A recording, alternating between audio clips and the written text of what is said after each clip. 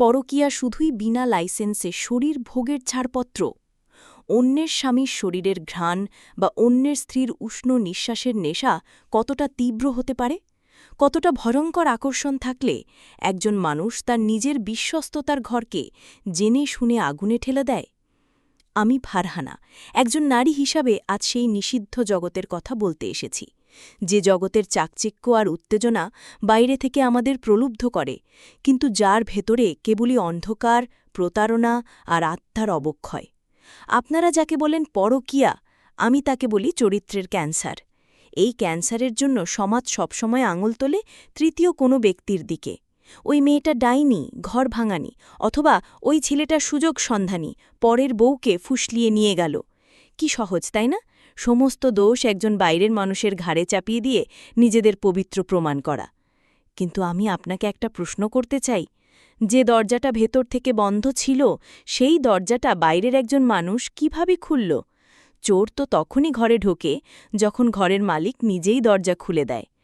পরকীয়ার খেলায় তৃতীয় ব্যক্তিটি হয়তো সেই চোর, কিন্তু আসল বিশ্বাসঘাতক তো সে, যে নিজের ঘরের দরজা অন্যের জন্য খুলে দিয়েছিল।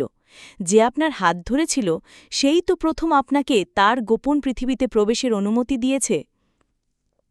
আপনি যাকে রাজকুমার বা রাজকন্যা ভেবে অন্যের ঘর ভাঙছেন, মনে রাখবেন তার চরিত্রটাই আসলে কলঙ্কিত।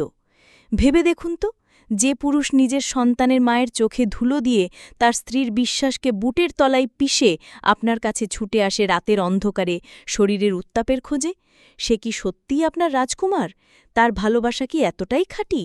যে নারী তার স্বামীর ডেকেডসব্যাপী ভরসায় তার সংসারের প্রতিটা ইঁটে জমানো ভালোবাসাকে অস্বীকার করে আপনার বুকে আশ্রয় খোঁজে, সে কি আসলেই একজন নির্যাতিতা রাজকন্যা? না, এটা কোনো রূপকথা নয়, এটা এক নোংরা বাস্তব। আপনি যাকে আপনার জীবনের নায়ক বা নায়িকা ভাবছেন, সে আসলে তার নিজের জীবনের সবচেয়ে বড় খলনায়ক। যে নিজের জীবনসঙ্গীকে দিনের পর দিন ঠকাতে পারে, সে একটা আস্ত প্রতারক। আর একটা কথা মনে গেঁথে নিন, যে পুরুষ নিজের স্ত্রীকে ঠকায় বা যে নারী তার স্বামীকে ঠকায়, সে আপনাকেও ঠকাবে।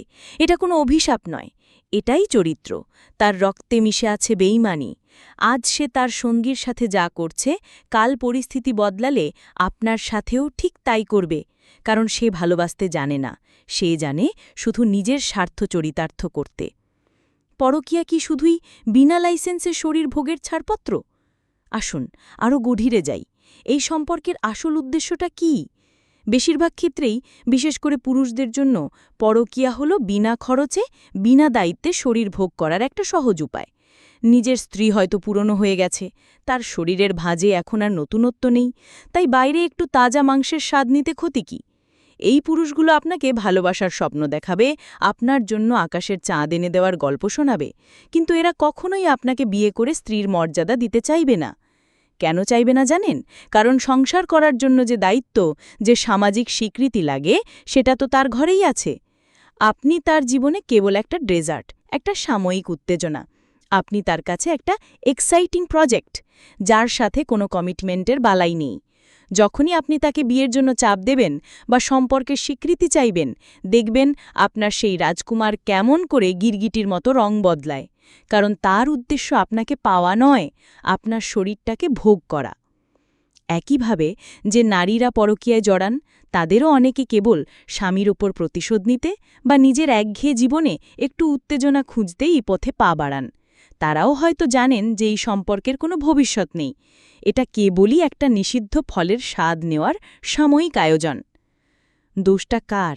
সমাজের, প্রতারকের, নাকি আপনার নিজের? আমি জানি এই লেখাটা পড়ার পর আপনার মনে হচ্ছে, তাহলে আমি কি ভুল? আমার কি কোনো দোষ নেই? হ্যাঁ, আপনারও দোষ আছে। আপনার দোষ, আপনি একটা মিথ্যাকে বিশ্বাস করেছেন। আপনি জেনে শুনে একটা ভাঙা আয়নায় নিজের মুখ দেখতে চেয়েছেন। আপনি এমন একজনের হাত ধরেছেন, যার হাত ইতিমধ্যেই রক্তে ভেজা, বিশ্বাসের রক্তে। আপনি অন্যের সাজানো সংসারে আগুন লাগিয়ে সেই আগুনের উত্তাপে নিজের শরীর সেঁকে নিতে চেয়েছেন। সমাজ সেই তৃতীয় ব্যক্তিকেই দোষ দেবে, কারণ এটাই সবচেয়ে সহজ। কিন্তু আসল সত্য হল, এই পাপের ভাগিদার তিনজনেই।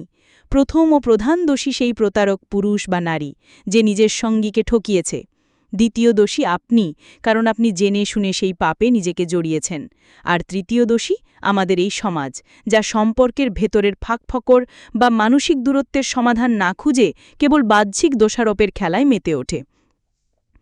আজ আপনি যার জন্য নিজের সম্মান, নিজের সময়, নিজের পবিত্রতা নষ্ট করছেন, কাল যখন সে আপনাদের ছেড়ে তার নিরাপদ সংসারে ফিরে যাবে, তখন আপনার পাশে কে থাকবে?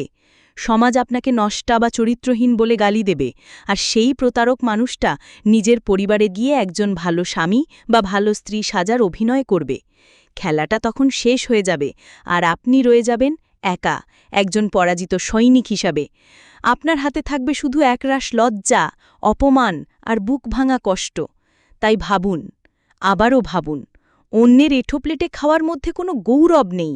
অন্যের ভেঙে যাওয়া বিশ্বাসের ওপর দাঁড়িয়ে নিজের সুখের প্রাসাদ গড়া যায় না। যে মানুষটা তার নিজের নয়, সে কখনোই আপনার হতে পারে না। আজ অন্যের ঘর ভাঙার আগুনে যে উত্তাপ নিচ্ছেন, কাল সেই আগুনেই আপনার নিজের সাজানো স্বপ্ন পুড়ে ছাই হবে না তো? উত্তরটা আপনার আয়নার সামনেই দাঁড়িয়ে আছে।